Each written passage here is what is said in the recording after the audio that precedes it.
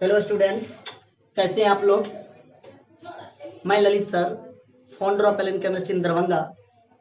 आज मैं हम आप लोगों को सॉल्यूशन चैप्टर 12th के बारे में बताएंगे और एक एक टर्म के जितना भी बेसिक टर्म है सब एक एक टर्म के बारे में एक्सप्लेन करेंगे। तो चलिए हम देखते हैं सॉल्यूशन क्या था। व्हाट इज सॉल्यूशन, सॉल्यूशन होता क्या है।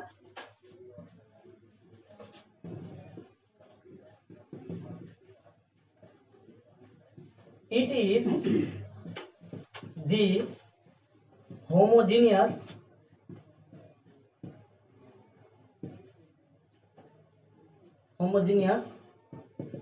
mixture of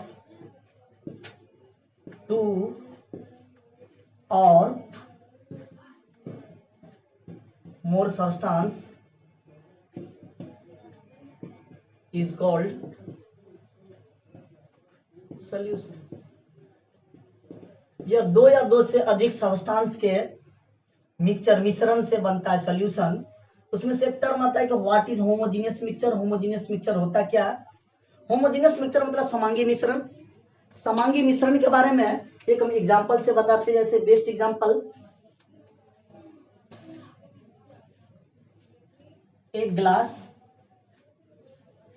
पानी ले लेंगे और उसमें 2 चम्मच शुगर को डिसॉल्व कर देंगे पानी में, और उसके सिप को कहीं से भी, ऊपर से चाहे बीच से चाहे नीचे से, कहीं से भी टेस्ट करेंगे तो वह मीठा एक समान रूप से लगेगा। मीठा टेस्ट में मीठा एक समान रूप से पार्टिकल्स का एक्युमुलेशन हो जाएगा सोल्यूशन में। That mixture is called homogeneous mixture. लेकिन होमोजीनियस मिक्सचर में जो पार्टिकल्स डिसॉल्व होगा, घुलेगा, उस पार्टिकल्स का साइज क्या होगा। तो एक ऑब्जेक्टिव के लिए पार्टिकल साइज, होमोजीनियस पार्टिकल्स का साइज क्या होगा। तो particle size less than 1 nanometre, 1 nanometre से कम वाले पार्टिकल्स वो सॉल्यूशन में डिसॉल्व हो जाएगा। दूसरा ऑब्जेक्टिव, उसका एग्जांपल, सॉल्यूशन का एग्जांपल क्या होगा। तो बेस्ट एग्जांपल पहला, वाटर, पानी में शुगर को मिला देंगे, water plus sugar. Water sugar को मिलाएंगे तो मीठा पानी बनेगा। यहाँ पे वाटर जो हो गया इसका अमाउंट ज्यादा है तो सॉल्वेंट हो जाएगा, जिसका अमाउंट कम होगा वह शुगर हो जाए, शुगर का अमाउंट कम है, दोनों को जब मिलाएंगे तो मीठा पानी बनेगा, मीठा पानी बनेगा वो सॉल्यूशन बन जाएगा। Next example, water plus sugar plus salt. Third example, water plus sugar plus salt plus lemon, that is called सिकेंजी। सिकेंजी जो बनेगा वे भी एक सॉल्यूशन का एग्जांपल हो जाएगा। उसके बाद term use in solution, solution में कितने टर्म यूज होगा उसी एक एक टर्म के बारे में एक्सप्लेन करेंगे। तो छोटा सा heading, term use in solution, solution में कितने टर्म यूज किया गया है। Term use in solution, solution में 2 टर्म यूज किया गया। First term solvent, first term solute plus solvent. Solute और सॉल्वेंट को मिलाते हैं तो एक नया सॉल्यूशन बनता, नया कंपाउंड बना, उसका नाम क्या होगा, सॉल्यूशन। तो ये सॉल्यूट होता क्या है, छोटा सा हेडिंग डालेंगे, सॉल्यूट। जिसका अमाउंट कम हो वह सॉल्यूट होगा, जिसका अमाउंट ज्यादा हो वह सॉल्वेंट होगा। दोनों को मिला देंगे तो नया कंपाउंड बने, उसका नाम क्या हो जाएगा, सॉल्यूशन। तो देखते हैं सॉल्यूट क्या होता है। Which is present, which is present in less amount। जिसका अमाउंट कम हो वह सॉल्यूट हो जाएगा, लेस अमाउंट रहेगा तो सॉल्यूट हो जाएगा। फिर नेक्स्ट पॉइंट, सॉल्वेंट होता क्या, which is present in more amount, यानी मोर अमाउंट यानी लार्जर अमाउंट। लार्जर अमाउंट रहेगा, जब इसका अमाउंट ज्यादा होगा तो क्या होगा, वो सॉल्वेंट हो जाएगा। और इसके एग्जांपल में जब सॉल्यूट और सॉल्वेंट को मिलाएंगे तो सॉल्यूशन बनाएंगे, जैसे मीठा पानी, सिकेंजी हो गया, ये ढेर सारा एग्जांपल होता है। उसके बाद नेक्स्ट टॉपिक आएगा टाइप ऑफ सॉल्यूशन। सॉल्यूशन के कितने टाइप होता है, तो हेडिंग डालेंगे type of solution, type of solution, type of solution. मुख्य रूप से सॉल्यूशन के 4 टाइप होता है। First, binary solution.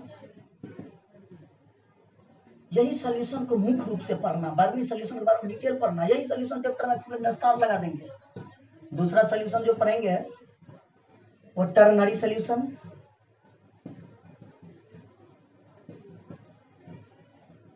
और तीसरा सॉल्यूशन का जो टाइप होगा वो क्वाटरनरी सॉल्यूशन। Quaternary solution. और चौथा टाइप जो बताएंगे हम वो पॉलीनरी सॉल्यूशन। पॉलीनरी सॉल्यूशन के बारे में चलिए बारीकी से एक एक के बारे में एक्सप्लेन करेंगे। बाइनरी सॉल्यूशन होता है क्या, मुख्य रूप से चैप्टर में बाइनरी सॉल्यूशन के बारे में एक्सप्लेन करेंगे। देखते हैं बाइनरी सॉल्यूशन क्या होता है।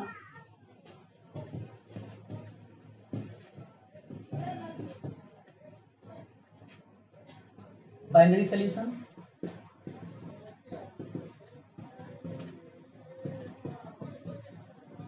those solution which is prepared by two substance, those solution which is prepared by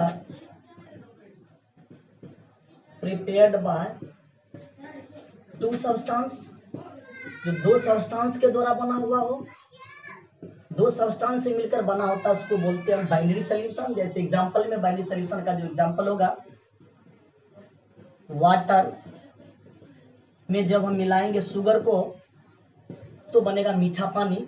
मीठा पानी जो बनेगा सॉल्यूशन बनेगा। इसका एग्जांपल होगा दो सब्सटेंस, एक वाटर और एक शुगर, दोनों सब्सटेंस को मिलाएंगे तो नया सॉल्यूशन बनेगा। सॉल्यूशन नाम के अनुसार टाइप होगा, बाइनरी सॉल्यूशन का एक मेन टाइप होगा। दूसरा टाइप जो सॉल्यूशन पढ़ेंगे वो क्वाटरनरी सॉल्यूशन, टर्नरी सॉल्यूशन, उसके बाद क्वाटरनरी सॉल्यूशन, टर्नरी सॉल्यूशन। ये टर्नरी सॉल्यूशन क्या होता है, दो solution which is prepared by three substance, those solution which is prepared by three substance, जो तीन सब्सटेंस के द्वारा बना हुआ हो वह टर्नरी सॉल्यूशन के टर्नरी सॉल्यूशन बोलते हैं। थ्री सब्सटेंस के एग्जांपल में वाटर ले लेंगे, वाटर में मिलाएंगे शुगर को और साथ में साल्ट को मिलाएंगे तो ये टर्नरी सॉल्यूशन का एग्जांपल होगा। नेक्स्ट जो सॉल्यूशन बताएंगे हम थर्ड, वो क्वाटरनरी सॉल्यूशन। क्वाटरनरी सॉल्यूशन, ये क्वाटरनरी सॉल्यूशन क्या होता है, दो सॉल्यूशन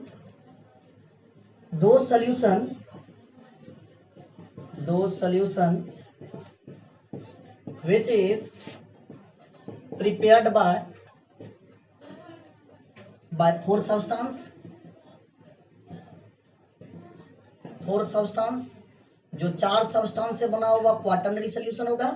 क्वाटरनरी सॉल्यूशन का एग्जांपल वाटर, पानी में शुगर को मिला देंगे, उसके साथ साल्ट को मिला देंगे, उसके साथ लेमन को मिला देंगे तो शिकंजी बनेगा, वो एक क्वाटरनरी सॉल्यूशन का एग्जांपल होगा।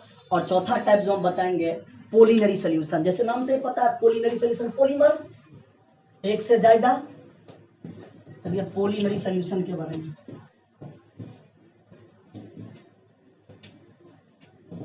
पॉलीनरी solution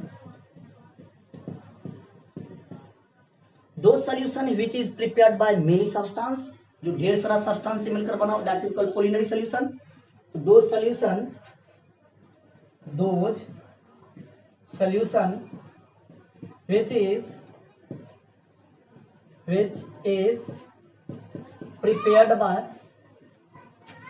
which is prepared by many substance, जो ढेर सारा सब्सटेंस से मिलकर बना हुआ हो तो पॉलीनरी सॉल्यूशन। पॉलीनरी सॉल्यूशन का एग्जांपल एयर, हवा, बेस्ट एग्जांपल होता है पॉलीनरी सॉल्यूशन का। उसके बाद पॉलीनरी सॉल्यूशन के बाद पढ़ेंगे some basic term use in solution. कितने बेसिक टर्म यूज किया, बार बार आपसे पूछेगा कितने टर्म यूज किया जाते, हेडिंग डालेंगे some basic term in solution. पूरे सॉल्यूशन चैप्टर में आपको छोटा छोटा टर्म पूछ देगा कि क्या होता है, उस टर्म के बारे में पहले अवगत हो जाते हैं। एक टर्म के बारे में फर्स्ट टर्म बताएंगे कि एक्वा सॉल्यूशन क्या होता है, जिसको हम एक्वा के नाम से भी जानते हैं। एक्वा मतलब पानी के बारे में। दूसरा पॉइंट, नॉन एक्वा सॉल्यूशन क्या होता है, नॉन एक्वास सॉल्यूशन क्या होता है। तीसरा जो सॉल्यूशन में टर्म यूज होगा, कंसंट्रेटेड सॉल्यूशन क्या होता है, कंसंट्रेटेड सॉल्यूशन क्या होता है। डाइल्यूटेड सॉल्यूशन क्या होता है, डाइल्यूटेड सॉल्यूशन क्या होता है।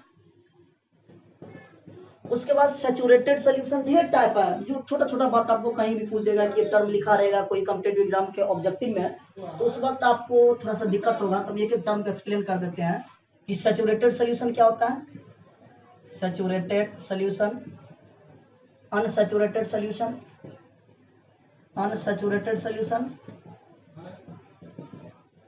Unsaturated solution. उसके बाद super saturated solution, super saturated solution. सब के बारे में बारीकी से एक्सप्लेन करेंगे। फर्स्ट पॉइंट, ये एक्वा सॉल्यूशन होता क्या है, उस एक्वा सॉल्यूशन के बारे में बताएंगे। एक्वास का मतलब होता है एक्वा, एक्वा का मतलब पानी। चलिए हम लोग एक्वा सॉल्यूशन के बारे में जानते हैं, बताते हैं एक्वा सॉल्यूशन होता क्या है। एक्वा सॉल्यूशन का मतलब होता है एक्वा, एक्वा का मतलब होता है पानी, इस एक्वा का मतलब होता है water.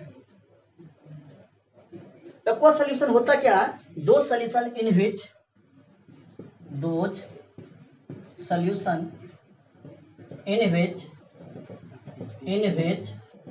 water act as solvent, water act as solvent। वैसा सॉल्यूशन जिसमें वाटर अपना बिहेव शो करेगा सोलवेंट के जैसे। दो solution in which solute act as solvent, दो solution in which solute act as solvent, solute act as solvent is called aqua solution। वैसा solution जिसमें सॉल्यूट सॉल्वेंट जैसे बिहेव को शो करेगा, that is called aqua solution, that is called aqua solution. उसी में दूसरा term आएगा non aqua solution, जो अपना बिहेव को नहीं शो करेगा। वैसा सॉल्यूट जो नोट शो करेगा वो सॉल्वेंट जैसे नेचर को शो नहीं करेगा, तो नॉन एक्वा सॉल्यूशन होगा। तो देखते हैं नॉन एक्वा सॉल्यूशन होगा क्या, non aqua solution, non aqua solution, those solution, those solution in which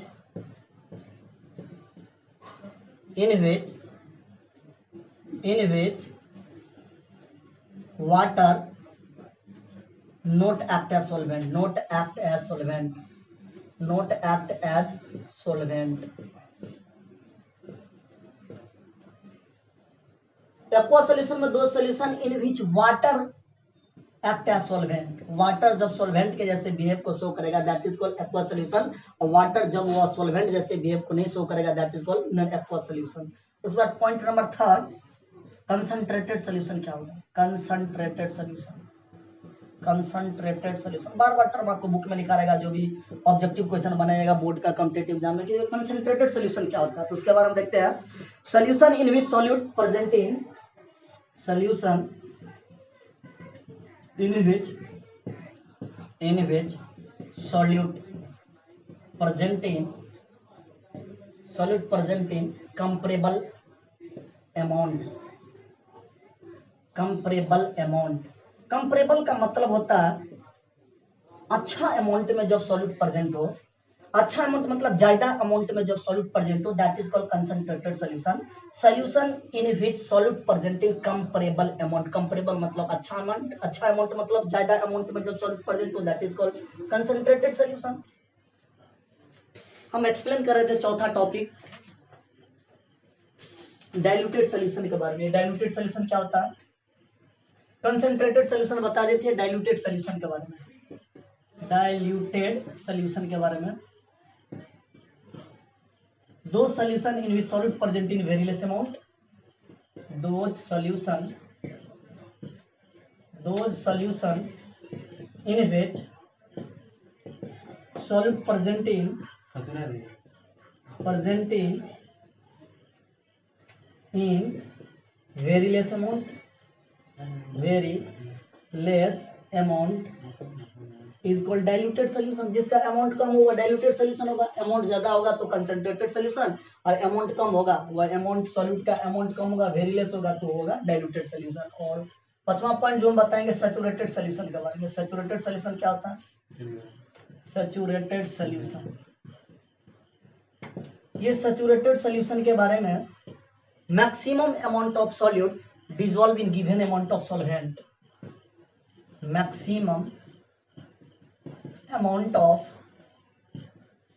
maximum amount of solute dissolve in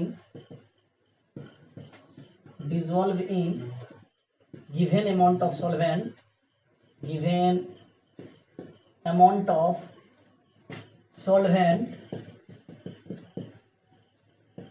is called saturated solution। saturated solution best example जैसे हमको लेते हैं वाटर मॉलिक्यूल, ये हो गया water molecule, और वाटर मॉलिक्यूल में जब हम शुगर को मिलाएंगे तो चीनी का मॉलिक्यूल, तो वाटर मॉलिक्यूल में शुगर का मॉलिक्यूल जो डिसॉल्व होगा एक फिक्स अमाउंट में, जैसे 1 लीटर में हमको 1 लीटर में 250 ग्राम चीनी को डिसॉल्व करना है, 250 ग्राम चीनी डिसॉल्व हो जाएगा 1 लीटर सोल्यूशन 1 लीटर पानी में, उसके बाद जो सोल्यूशन बनेगा उस सोल्यूशन को बोलते हैं सैचुरेटेड सोल्यूशन। यानी मैक्सिमम से maximum amount of solute dissolve हो जाए गिवन अमाउंट ऑफ सॉल्वेंट, किसी गिवन अमाउंट में फिक्स अमाउंट में 1 लीटर में 250 ग्राम चीनी को डिसॉल्व करना है, तब जो सोल्यूशन बनेगा that solution is called saturated solution. उस सैचुरेटेड सोल्यूशन के बाद नेक्स्ट पॉइंट बताएंगे अनसैचुरेटेड सोल्यूशन। ये अनसैचुरेटेड सोल्यूशन होता क्या? अनसैचुरेटेड सोल्यूशन के बारे में, unsaturated solution, unsaturated solution, unsaturated solution in which more and more solute can be added, in which more and more solute can be added, can be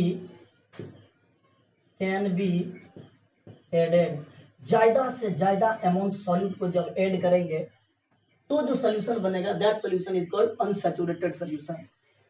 एक maximum amount of solute dissolve होगा तो saturated solution, ज्यादा से ज्यादा solute solution में dissolve करेंगे तो बनेगा अनसैचुरेटेड सोल्यूशन, और एक आएगा टर्म सुपर सैचुरेटेड सोल्यूशन। ये सुपर सैचुरेटेड सोल्यूशन क्या होता है?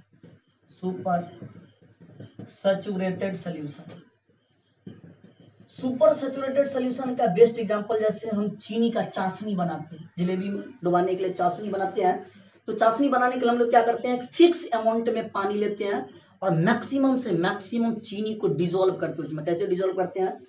जब डिसॉल्व करते हैं तो एक ऐसा टाइम आता है कि घुलना ही बंद करता है, फिर इसको क्या करते हैं हम हीट कर देते हैं, हीट करते हैं फिर चीनी डालते हैं, फिर गर्म करके उसको फिर डिसॉल्व करते हैं, फिर इसमें चीनी डालते हैं, फिर डिसॉल्व करते हैं, करते करते एक इसका अमाउंट गाढ़ा हो जाता है। यानी जो गाढ़ा टाइप पर जो बनेगा उसको बोलते हैं सुपर सैचुरेटेड सोल्यूशन। तो सुपर सैचुरेटेड सोल्यूशन क्या होता है?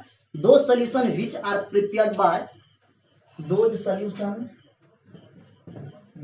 solution which are prepared by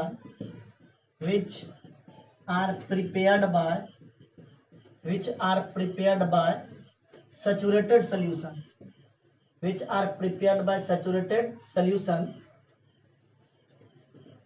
by heating, saturated solution को हीट करके, by heating सैचुरेटेड सोल्यूशन को हीट करके जो सोल्यूशन बनाएंगे that solution is called super saturated solution. जो हम आपको एग्जांपल बता दिए चीनी का चाशनी, चीनी के चाशनी का जो भी एग्जांपल होगा वो सुपर सैचुरेटेड सोल्यूशन का एग्जांपल आएगा। ये हम इतना टर्म आपको एक्सप्लेन किए हैं। उसके बाद जब एनसीईआरटी का पेज खुलेगा जिसमें एक ऑब्जेक्टिव वाला चार्ट बना है, उस ऑब्जेक्टिव चार्ट को हम एक्सप्लेन करते हैं तो लिखेंगे ऑब्जेक्टिव टाइप क्वेश्चन के लिए, ऑब्जेक्टिव टाइप क्वेश्चन।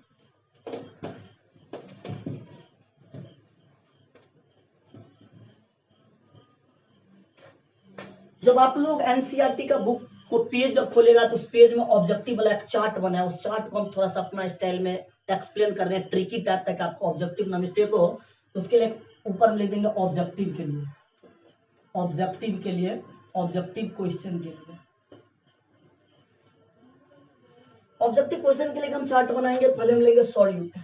तो आप जानते हैं पहले से भली बात है सॉल्यूट के बारे में, जिसका अमाउंट कम हो, लेस अमाउंट हो तो सॉल्यूट, जिसका सॉल्यूट का अमाउंट कम हो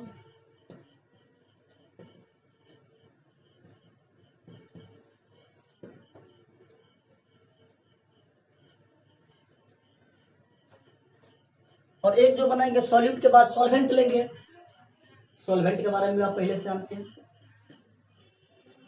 more amount of which present in large amount, जिसका अमाउंट ज्यादा वो सॉल्वेंट होगा। अब उससे जो कंपाउंड बनेगा उस कंपाउंड का नाम क्या होगा, तो उसका नाम लिखेंगे नेम। कौन सा कंपाउंड बने उस कंपाउंड के नेम के बारे में। जब ये कंपाउंड बनेगा तो उस कंपाउंड का नेचर कैसा होगा, उसके नेचर के बारे में पढ़ेंगे तो लिखेंगे नेचर। लेकिन कौन सा नेचर, फिजिकल प्रॉपर्टीज। कैसा प्रॉपर्टीज, फिजिकल प्रॉपर्टीज को ये एक्सप्लेन करेगा, फिजिकल प्रॉपर्टीज।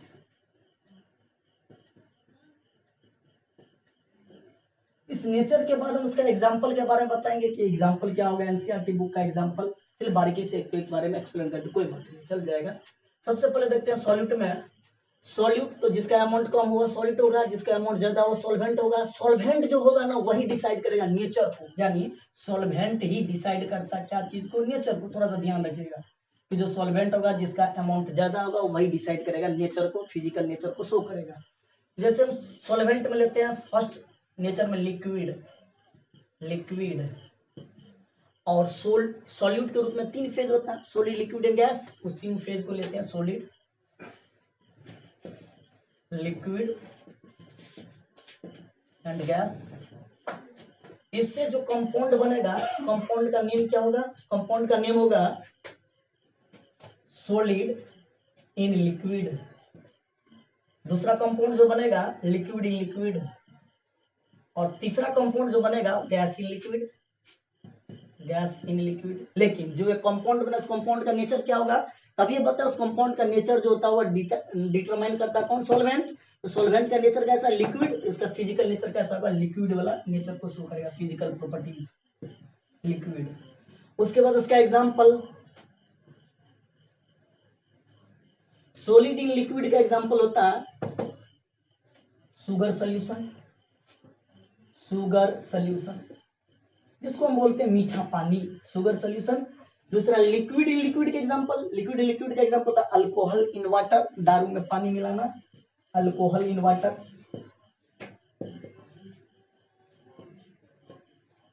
तीसरा एग्जांपल होता है gas in liquid, gas in liquid example cold drinks, जितने भी आप स्प्राइट थम्स अप जो भी पीते हैं, cold in drinks. Cold in drinks में मुख्य रूप से क्या पीते हैं, Sprite Thums Up Coca Cola. इसमें कौन सा गैस रहता है बच्चों, इसमें CO2 गैस डिजोल्व रहता है। उसके बारे में पूरा डिटेल पढ़ेंगे, सोलिबिलिटी टॉपिक में, हेनरीज लॉ में उसको पूरा एक्सप्लेन करेंगे। उसके बाद दूसरा फेज के बारे में पढ़ते हैं। एक बार आप सॉल्वेंट के रूप में लिक्विड लिए, अब दूसरा बार क्या लेंगे, सॉलिड। और फेज 3 फेज होता है, solid liquid and gas. 3 phase के बारे में, सॉलिड लिक्विड एंड गैस। इससे जो कंपाउंड बनेगा 3 कंपाउंड बनेगा, सॉलिड इन सॉलिड, दूसरा कंपाउंड बनेगा लिक्विड इन सॉलिड, तीसरा कंपाउंड बनेगा गैस इन सॉलिड। और इसका जो नेचर होगा वो नेचर कैसा शो करेगा, जो सॉल्वेंट होगा वो नेचर को शो करेगा, नेचर कैसा होगा, सॉलिड इन नेचर होगा, सॉलिड इन नेचर। और इसका एग्जांपल, एनसीईआरटी का एग्जांपल, सॉलिड इन सॉलिड का एग्जांपल क्या होगा, एलॉयज, मिश्र धातु। एक से ज्यादा धातु को मिलाएंगे तो मिश्र धातु बनेगा। इसका बेस्ट एग्जांपल एनसीईआरटी का ब्रास, ब्रास ब्रॉन्ज। दूसरा liquid in solid, liquid in solid का एग्जांपल क्या होगा, hydrated salt, hydrated, hydrated salt. And दूसरा sodium in mercury, sodium in mercury. Sodium in mercury का best example amalgam, amalgam, amalgam. Amalgam का जो formula आप जानते हैं NaHg, ऑर्गेनिक कंपाउंड में पढ़ेंगे, ऑर्गेनिक केमिस्ट्री में NaHg, अमलगम के बारे में। और तीसरा gas in solid, gas in solid का होता है rusted iron, rusted, rusted iron. ये लोहा में जंग लगना, मान लेते हैं लोहा का रॉड हुआ, ये लोहा का रॉड हुआ, उसके ऊपर में जंग लगता है, जंग कैसे लगेगा, उसके सरफेस के ऊपर में जंग लग जाएगा, यानी सॉलिड में गैस, ये गैस की तरह रहेगा। हाँ, तो ये होता है रोस्टेड आयरन, ये बेस्ट एग्जांपल होता है गैस इन सॉलिड का। और तीसरा पॉइंट पढ़ेंगे, तीसरा कंपाउंड जो एनसीईआरटी में दिया गया, तीसरा कंपाउंड के बारे में एक्सप्लेन कर रहे हैं।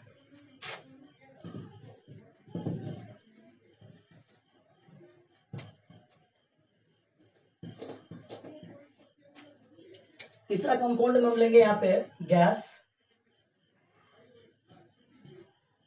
और यहाँ पे फेज होगा solid, liquid and gas.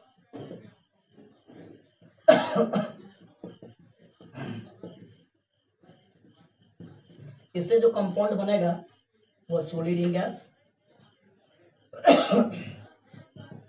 Liquid in gas, gas in gas, और इसका नेचर कैसे होगा, गैसियस नेचर होगा। चलिए देखते हैं एग्जांपल के बारे में एनसीईआरटी का। सॉलिड इन गैस का एग्जांपल होता है, सॉलिड इन गैस का example smoke and dust. Liquid in gas का example humidity, humidity. Gas in gas का एग्जांपल होता है एयर। कितना स्टूडेंट आप थोड़ा सा ध्यान रखिएगा बच्चे लोग, और जो भी टर्म जितना पढ़ाए उसके बाद एक बार देख लीजिए हम क्या क्या बताए आपको। सबसे पहले व्हाट इज सोल्यूशन, सोल्यूशन क्या होता है, उसमें दो टर्म यूज किया, सॉल्यूट क्या होता है जिसका अमाउंट कम होगा, सॉल्यूट होता है जिसका अमाउंट लार्ज होगा, सॉल्वेंट होता है। टाइप ऑफ सोल्यूशन बताए, मेन होता है बाइनरी सोल्यूशन को पढ़ना, लेकिन वैसे हम पूरा एक्सप्लेन कर दिया बाइनरी सोल्यूशन क्या था, टर्नरी सोल्यूशन क्या था, क्वाटरनरी सोल्यूशन क्या था, पॉलिनरी सोल्यूशन क्या था। उसके बाद जो टर्म यूज किया गया सोल्यूशन में, कौन कौन टर्म यूज किया गया, तो एक्वा सोल्यूशन क्या होता, एक्वा सोल्यूशन क्या होता, उसके बाद नॉन एक्वा सोल्यूशन क्या होता, कंसंट्रेटेड सोल्यूशन क्या होता है, डाइल्यूटेड सोल्यूशन क्या होता है, सैचुरेटेड सोल्यूशन क्या होता है, अनसैचुरेटेड सोल्यूशन क्या होता है, सुपर सैचुरेटेड सोल्यूशन क्या होता है। उसके बाद एनसीईआरटी के पेज को भी एक्सप्लेन किया जो ऑब्जेक्टिव के लिए है कि जब चार एक बना, एक सॉल्यूट का फेज लिए, सॉल्वेंट का फेज लिए, जो कंपाउंड प्लस कंपाउंड का नेम लिखे, उस कंपाउंड के प्रॉपर्टीज बताए, यानी नेचर के बारे में, फिजिकल नेचर के बारे में, उसके बाद उसके एग्जांपल के बारे में बारीकी से ए टू जेड को एक्सप्लेन किया। अगर ये वीडियो मेरा अच्छा लगा होगा तो आप लोग जरूर इसको सब्सक्राइब जरूर कीजिएगा चैनल को, और दोस्त को, भाई बहन को, सबको शेयर कीजिएगा, लाइक कीजिएगा, कमेंट जरूर कीजिएगा। और इसके बाद जो आप यहाँ पे भी लिखे थे ना एक एग्जांपल एयर, एयर में मुख्य रूप से कौन एयर के बारे में वर्णन करेंगे, नाइट्रोजन प्लस ऑक्सीजन के बारे में। और कमेंट बॉक्स में आप जरूर बताइएगा कि मैक्सिमम अमाउंट में नाइट्रोजन रहता है एटमोस्फियर में और ऑक्सीजन रहता है, तो नाइट्रोजन का कितना परसेंटेज और ऑक्सीजन कितना परसेंटेज, ये कमेंट बॉक्स में आप जरूर बताइएगा, ये दोनों आप बताइएगा। नेक्स्ट टॉपिक हम जब आपको बताएंगे, कल बताएंगे कंसंट्रेशन के बारे में, सोलिबिलिटी के बारे में, वेपर प्रेशर के बारे में, Henry's law, Dalton law, Henry's law के बारे में, राउल्ट्स लॉ के बारे में, लॉरेंट वेपर कोलिगेटिव प्रॉपर्टी के बारे में पूरा कल हम एक्सप्लेन करेंगे नेक्स्ट टॉपिक में। चलिए आज इतना ही, धन्यवाद।